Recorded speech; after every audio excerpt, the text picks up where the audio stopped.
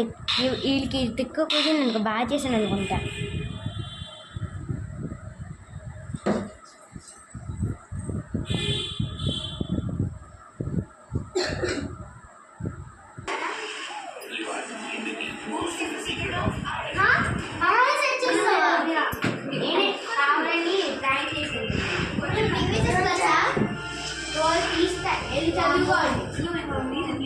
ఎక్కడ కాదు staff room లో వెళ్ళి చదువుకోండి.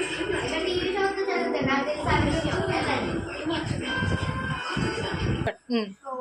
ఇంకోసారి అనేతో పెట్టుకోకూడదు. గోవిందా గోవిందా అయిపోతాం.